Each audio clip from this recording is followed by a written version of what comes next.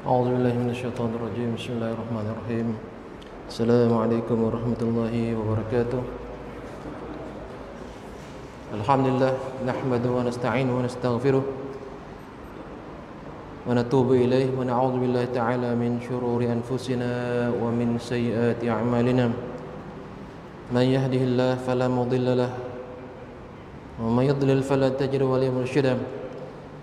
أشهد أن لا إله إلا الله وحده ولا شريك له وأشهد أن محمدا عبده ورسوله. اللهم صل على محمد وعلى آل محمد كما صليت على إبراهيم وعلى آل إبراهيم إنك حميد مجيد. اللهم بارك على محمد وعلى آل محمد كما باركت على إبراهيم وعلى آل إبراهيم إنك حميد مجيد. أما بعد.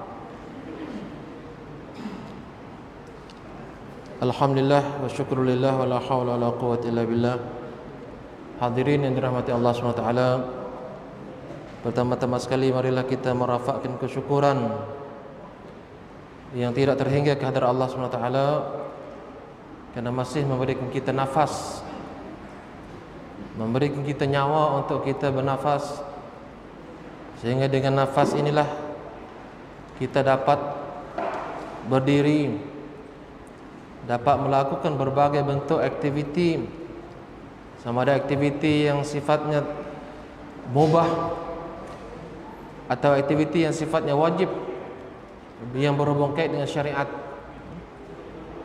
Jadi semuanya adalah karena Allah SWT yang memberikan kepada kita. Jadi tergantung kepada manusia nak menggunakan sebanyak mungkin apa yang Allah kurniakan kepada dia dari segi umur dia, dari segi kesempatan dia, harta dia, dan berbagai lagi kurniaan-kurniaan Allah yang tidak terhitung banyaknya, yang sepatutnya digunakan oleh kita untuk taqarrub ila Allah, mendekatkan diri kepada Allah SWT, dan mungkin untuk menjadi muhasabah kepada kita, sama ada yang ada dalam masjid Darussalam ini ataupun yang mendengar siaran secara online, secara langsung. Alhamdulillah, ini kita perhatikan semakin ramai jemaah yang solat di masjid-masjid semenjak berubahnya PKP kepada PKPP. Namun kita mengharapkan juga agar jemaah yang ramai ini juga ramai mendengar kuliah. Ini yang penyakit di tempat kita lah, di rasanya bukan di Bintulu saja, di tempat lain pun. Saya pun pernah juga di masjid-masjid yang lain, ketika solat ni ramai, 2-3 saf. Tetapi bila buat pengajian tinggal berapa kerat. Ini menjadi, ini wabak. Ini bukan wabak Covid. Ini wabak ummah. Wabak yang ada dalam diri kita yang perlu kita buang, yang perlu digantikan oleh kita sendiri. Sebagai azam tahun baru, kita dah masuk bulan Safar ni. Sepatutnya awal Muharram, bulan awal Muharram maksudnya 1 Hijrah 1442 ini dimulakan dengan azam yang lebih kuat, lebih mantap daripada tahun-tahun yang sebelum ini. Saya yakin insya-Allah akan ada perubahan. Jadi ini perlu kepada perjuangan, bukan perjuangan daripada pihak AJK ataupun pihak pengurusan saja, tetapi juga daripada jemaah, jemaah yang ada, yang dia solat dalam waktu yang sama juga, tolong untuk mewawakan juga. Saya tahu dah kita ada Facebook, kita ada WhatsApp, untuk kita wawakan, menarik mereka untuk mendengar. Alhamdulillah ada yang mendengar secara live, tetapi kita nak juga orang yang mendengar secara live melalui apa, telinga dia sendiri, dia hadir ke masjid. Nah ini tak sama. Ya alhamdulillah ada yang mendengar daripada rumah, okey, alhamdulillah. Yang mendengar juga daripada masjid. Ini pahalanya lebih besar. Yang di sana pun alhamdulillah ada, di sini pun kita nak tambah lagi, nak tambah lagi jemaah yang hadir ni. Jadi ini di antara saya katakan wabak lah. Mungkin kelemahan kita mungkin perlu kita ubahlah. Sebenarnya sudah ramai jemaah alhamdulillah. Sepatutnya ramai juga yang menghidupkan majlis ilmu ni. Nah, ini satu kelemahan yang perlu kita ubah insya-Allah. Itu sebagai muhasabah diri saya dan juga tuan-tuan lah. Saya pun ada masjid juga yang ya juga memang kita memang menghadapi masalah di awal-awal dulu dan lama kelamaan alhamdulillah insya-Allah kita akan melihat ada perubahan-perubahan yang signifikan insya-Allah. InsyaAllah kita menyambung pembahasan hadis hadis yang seterusnya. An Ibnu Abbas radhiyallahu anhuma qala kuntu khalfan nabiy sallallahu alaihi wasallam yawman faqala ya ghulam inni uallimuka kalimatin ihfazillah yahfazka ihfazillah tajidhu tujahaka idza sa'alta fas'alillah wa ista'anta fasta'in billah wa'lam anna al-ummata law ijtama'u ala yanfa'uka bi syai'in lam yanfa'uka illa bi syai'in qad katabahu Allah laka wa ijtama'u ala ay yadurruka bi syai'in lam yadurruka bi syai'in illa bi syai'in qad katabahu Allah 'alaika rufi'atil aqlam wa jufatis suhuf.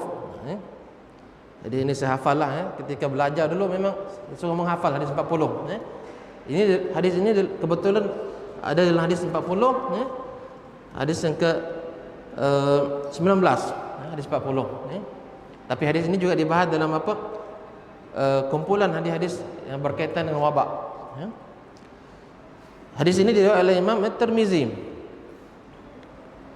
Kita tengok apa maksudnya.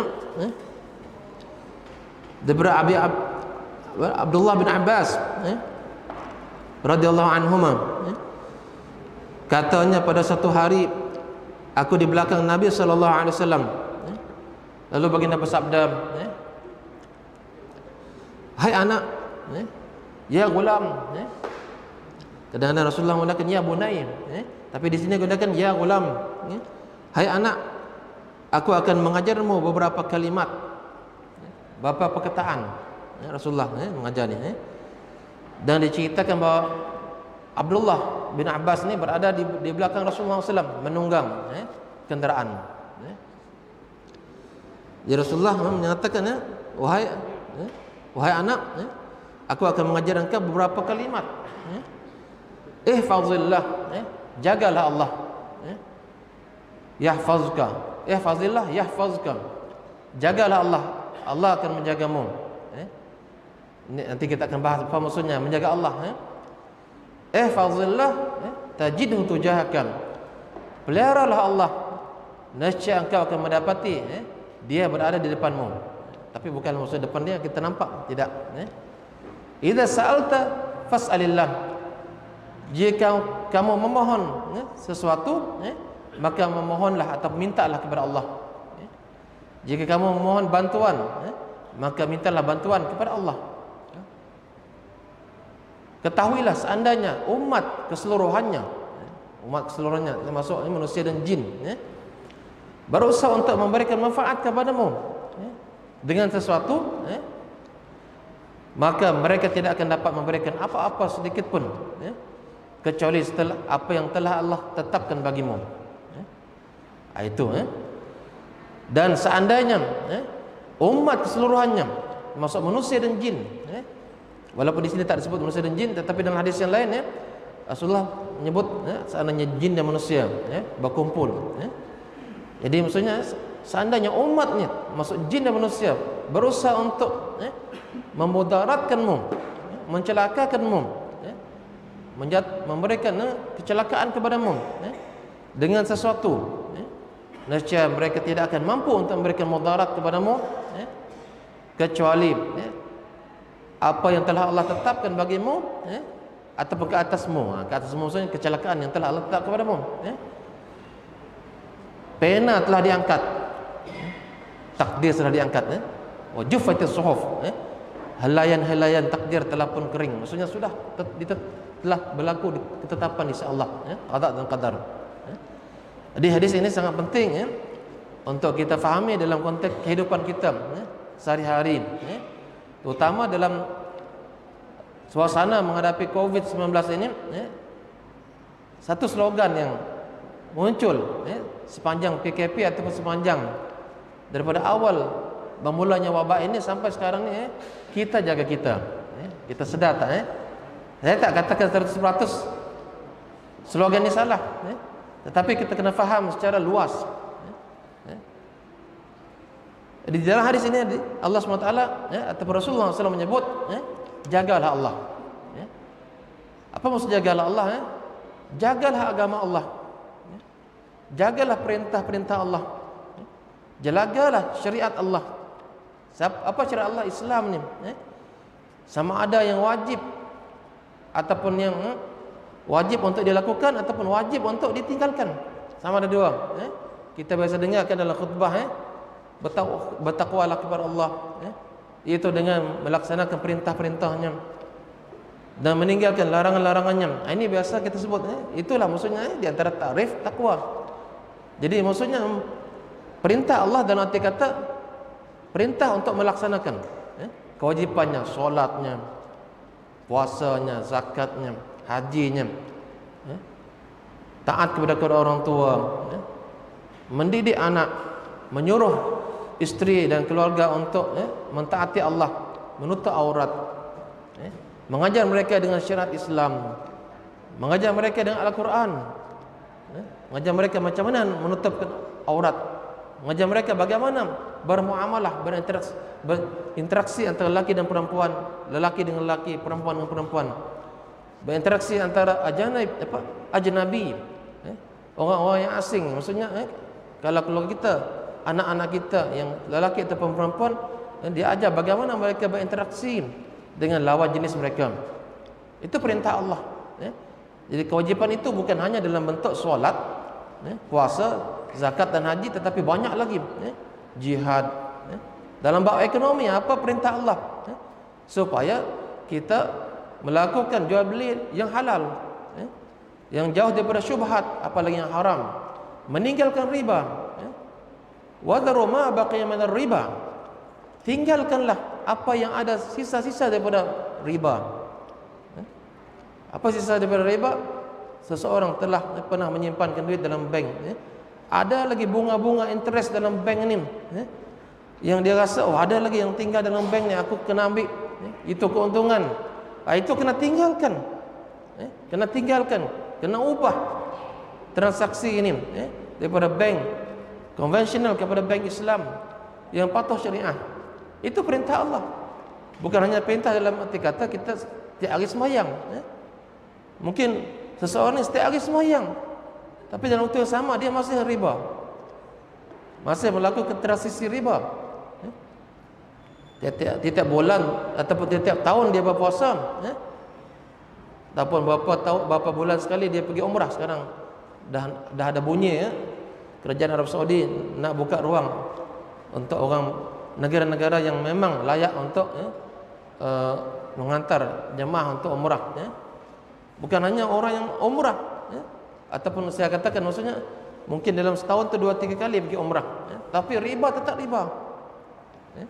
Tengok, dah pergi haji juga, riba tetap riba.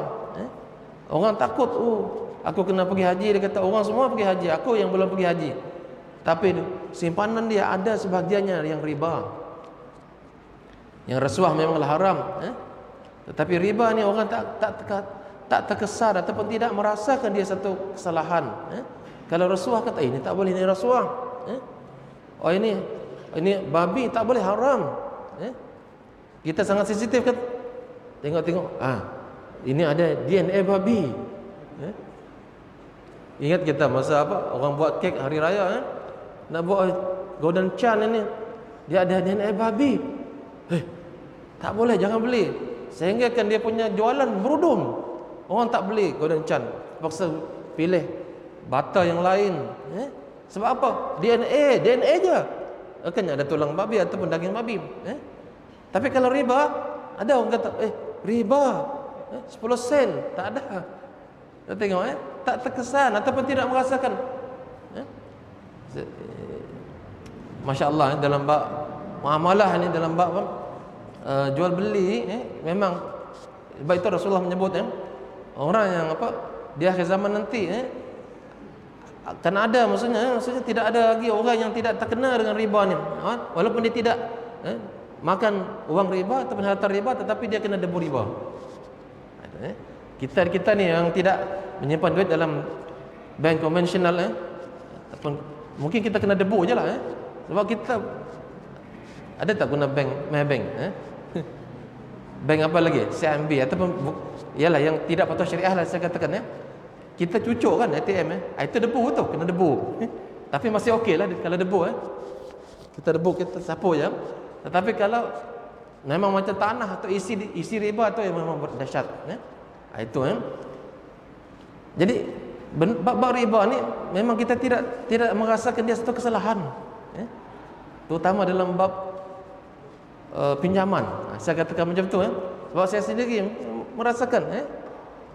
Contohnya apa? Membeli kereta, membeli rumah, membeli kereta lah katakan, banyak orang mungkin rumah, yalah, ada juga ramai juga yang beli rumah, tapi kereta dia ramai yang membeli. Setiap hari ada kereta baru, bukan sebiji, 2 biji, di luar jalan tu. Sama ada dia membeli cara riba atau tidak. Banyak yang beli cara riba ataupun cara patuh syariah. Cara riba paling banyak. Tengok dia gunakan apa jenis nama dia punya pembelian ni. Dia kata apa? Kita tengok di situ. Saya nak pergi bank ni, nak beli dengan cara patuh syariah. Kita bagi tahu ini, apa namanya, bank, kata, oh boleh, ada kata, al-bai' bi samil ajil, al-bai' bi samil ajil, kita membeli ni maksudnya, bank beli dulu daripada syarikat kereta, lepas tu kita beli ansuran. Itu boleh dalam Islam, boleh dalam Islam, tetapi menggunakan apa, sistem perbankan Islam. Walaupun mungkin Maybank ada yang apa, syariah, apa lagi, bank rakyat, bank muamalah, bank Islam, ada. Yang tak ada apa, yang tak ada patuh syariahnya, itu memang konvensional punya, memang konvensional. Jadi kalau konvensional memang dia riba, itu kereta, cara beli sama aja, kita tengok sama, tetapi punya akad tu tak sama, kita tengok, akad tak sama. Itu kita kena hati-hati. Membeli rumah sama juga, bertahun-tahun sampai mati belum habis lagi bayar rumah, tetapi dia masih riba. Kan, sempat ke dia tidak dia taubat daripada makan riba ni. Tengok, itu.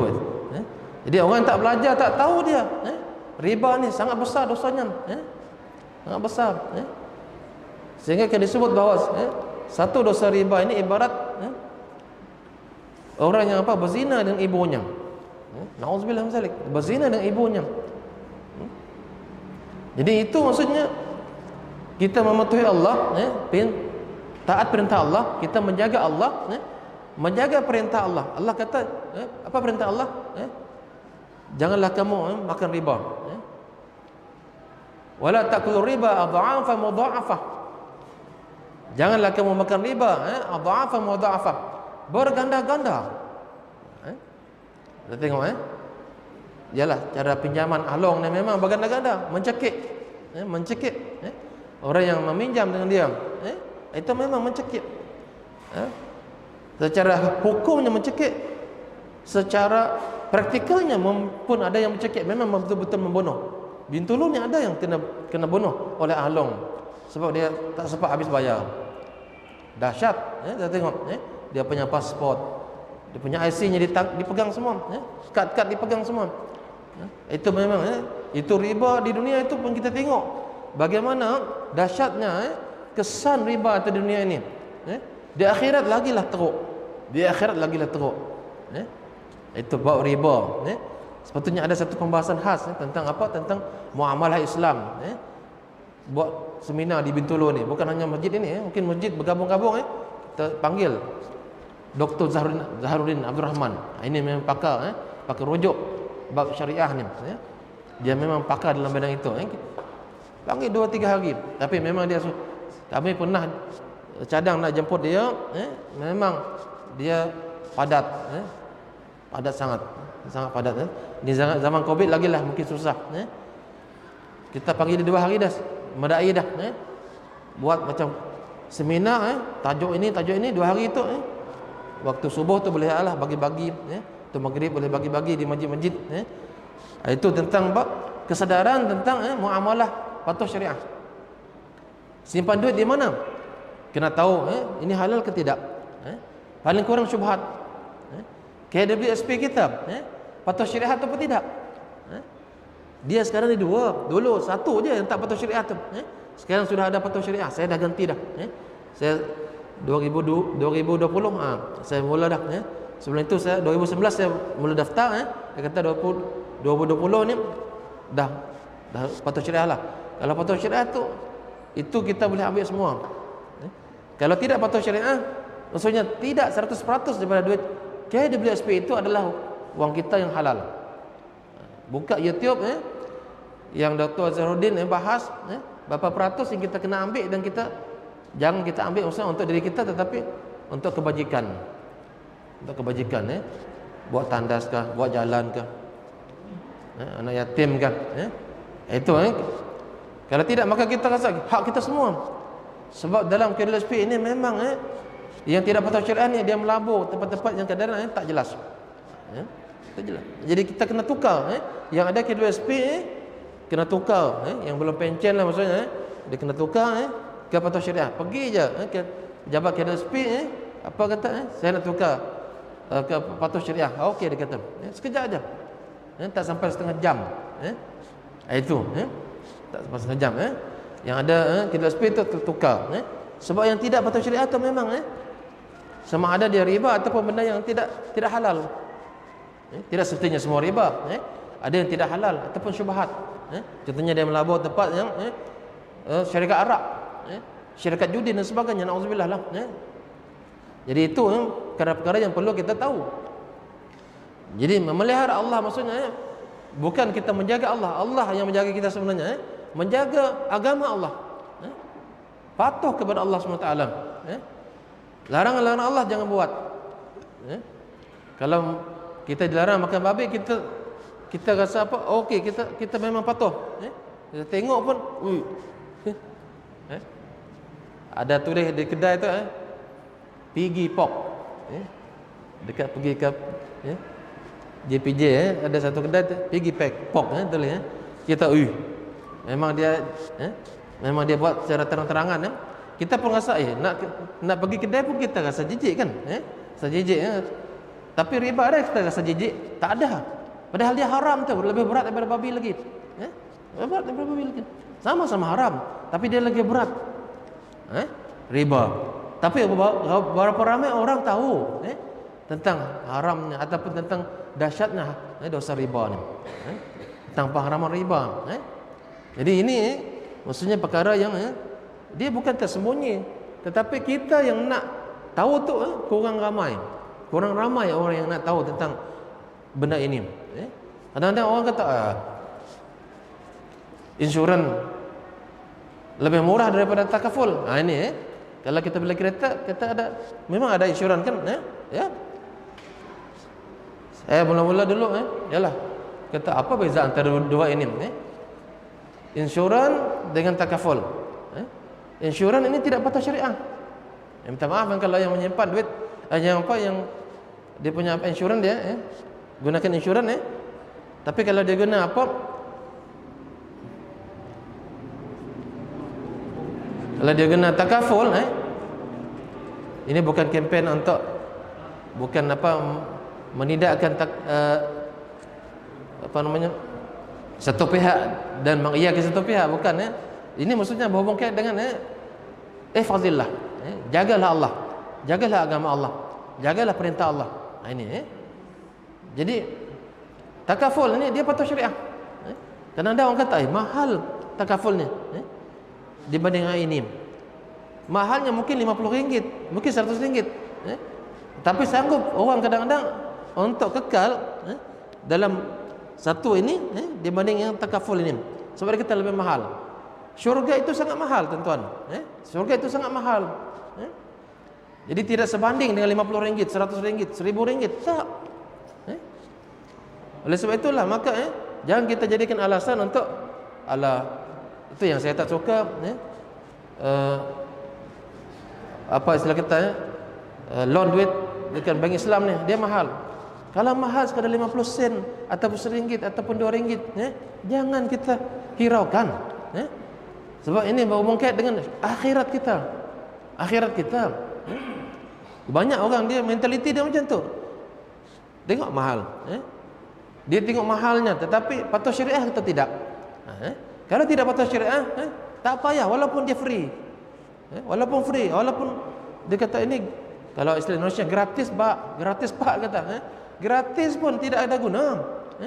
Free pun tidak ada guna kalau dia haram. Itu Jadi bukan saya nak menidakkan insurans Mungkin syarikat insurans marah dengan saya ni, kata ustaz tu kempen untuk takaful, dia kata. Tidak. Ini untuk kesejahteraan agama kita. Untuk kesejahteraan agama kita sebenarnya. Kalau tidak macam tu memang orang kata sentiasa membandingkan. Tengok insurans murah, takaful mahal. Tidak. Sekiranya ditakdirkan satu ni mahal, ni murah, kalau dia patuh syariah, silakan. Ambil yang patuh syariah. Tapi saya tengok bila saya beli kereta ni, saya tengok sama. Saya cakap dengan kawan di syarikat kereta, dia kata ditunjukkan ini. Oh, dia kata mahal sikit takaful ustaz.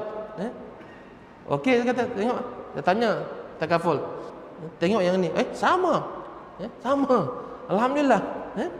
Tapi kalau ditakdirkan mahal sikit, tak kisah. Jangan kita fikir yang mahalnya, tetapi patuh syariat atau tidak. Kalau tidak patuh syariat, maka macam mana Allah nak jaga kita? Nak jaga kita di akhirat kelak, nak jaga kita dalam kubur kita dengan benda yang haram. Ini masuk dalam perut kita, makanan ni yang kita dapat ini, yang kita usahakan ini. Itu kalaulah kereta ni kita guna kereta yang haram, walaupun dia bukan curi, tetapi duit itu ada duit yang hasilnya maksudnya mungkin ialah ataupun kita tidak membeli dengan duit haram mungkin, tetapi transaksi jual beli itu maksudnya ada unsur-unsur riba. Itu kena bersihkan. Setiap orang sebelum dia meninggal dunia ni, sebelum dia mati itu kena pastikan tidak ada unsur riba lagi dalam kehidupan dia. Biarlah aku kata seadanya saja macam ni je, tak apalah, aku tidak nak kaya sangat. Kadang-kadang orang nak kaya ni sanggup untuk terlibat dengan riba. Mana ada orang boleh maju bisnes kalau dia tak terlibat dengan riba, dia kata. Ini di antara mentaliti juga yang salah. Mentaliti yang salah ni. Mana ada orang yang kontraktor yang boleh maju, yang boleh bersaing, kecuali memang ada duit di bawah ini. Itu saya tanya kawan di Bintulu ni lah, saya tak nak sebutlah nama dia. Dia kata ustaz memang susah, dia kata susah kita nak bersaing ni. Ada beberapa syarikat ataupun kontraktor ni nak dapat siapa yang paling murah, kata. Memang kalau ikut saya yang paling murah ustaz, dan saya memang layak dapat. Tetapi seorang ini dapat sebab apa? Dia ni daripada bawah dia. Apa dia bawah ini saya tanya. Duit lah, dia kata. Itu risuah. Itu bukan riba, tapi itu risuah. Jadi bila dia berjaya, mungkin dia akan berjaya, tapi tidak berkat. Tidak berkat. Duit yang terkumpul ni berkembang. Ada sangat berbahaya. Duit itu yang kita makan, kita beli makanan, kita bagi isteri kita, bagi anak kita. Kita sedekah ke masjid, ke surau, tempat anak yatim dengan duit yang tidak jelas. Tidak jelas. Mungkin ada yang halal, memang saya katakan tak semuanya haram. Ada yang halal bercampur dengan haram. Itu yang kita nak sama-sama membersihkan diri daripada benda-benda yang larangan. Perintah kita dah buat dah, sembahyang kita buat, Apalagi wuduk kita buat, puasa bulan puasa kita puasa, bagi yang zakat fitrah buat, zakat harta yang bagi sudah sampai nisab bayar, haji yang sudah cukup dah diseru dan sampai seruannya dia pergi, begitulah yang lain-lain, tapi larangan ada yang masih tersangkut. Itu yang kita kena selesaikan. Jadi dalam hadis ini kita tengok tuan-tuan yang dirahmati Allah SWT, ihfazillah yahfazkam. Peliharalah Allah, peliharalah syariat Allah, peliharalah perintah-perintah Allah, sama ada yang disuruh ataupun yang dilarang, maka Allah akan menjaga kamu. Di mana Allah jaga? Dalam kehidupan seluruhnya, dalam diri kita, ahli keluarga kita, isteri kita, anak kita, dalam kubur kita, di akhirat kala Allah jaga. Bukan hanya daripada Covid. Orang takut Covid je, kita jaga kita dulu kan, okey, slogan tu ada yang okey, tetapi kalau kita jaga kita saja, sebenarnya mungkin akan terbabas juga. Sebenarnya kita kena letakkan penjagaan kepada Allah. Sebab itu Rasulullah menyebut ni, idza sa'alta fas'alillah, idza sta'anta fasta'in billah. Kalau kamu minta bantuan, minta pertolongan, mintalah kepada Allah. Mintalah kepada Allah. Sebab itu kita diajar untuk membaca doa. Masa Covid ni ada doa, Allahumma inna na'udzubika baras wal junun wal juzam was-sayyil asqam. Kami mohon perlindungan kepadamu ya Allah daripada kusta, daripada sopak, daripada penyakit yang berbahaya. Itu yang kita minta. Kita minta kepada Allah. Kita tidak macam orang kafir, dia penjarakan saja, pakai emas, ambil suhu, apa lagi, dan sifatnya fizikal saja semata-mata. Bukan itu saja, tapi kita orang Islam ni kena menuju kepada Allah, meminta kepada Allah, berharap kepada Allah, minta kepada Allah. Walaupun kita tengok ini manusia boleh penuhi hajat saya, tapi lepas itu kita kena minta juga Allah. Ya Allah, lembutkan hati dia, ya Allah. Saya minta kepada DO ataupun siapalah menteri, ya Allah, lembutkan hati dia, ya Allah, agar dia dapat membantu saya juga. Tetapi minta kepada Allah juga, bukan semata-mata kepada dia semata-mata. Akhirnya macam itu. Jadi ini satu berhubung dengan akidah kita. Seandainya umat berusaha untuk memberikan manfaat kepadamu ataupun mudarat kepadamu, maka tidak akan mampu mereka memberikan mudarat ataupun manfaat kecuali apa yang telah Allah takdirkan kepada kita semua. Ini akidah yang sangat penting untuk kita fahami. Jadi rasanya itu saja untuk malam ini. Terima kasih di atas perhatian, mohon maaf di atas kelemahan dan kekurangan. Subhanakallahumma bihamdik asyhadu an la ilaha illa anta astaghfiruka wa atubu ilaik. Bismillahirrahmanirrahim. Al-'asr innal insana lafi khusr illa allazina amanu wa 'amilus solihati wa tawassaw bil haqqi wa tawassaw bis sabr. Aqulu qawli hadza wa astaghfirullah li wa lakum wa billahi taufiq wal hidayah. Wassalamu alaikum warahmatullahi wabarakatuh.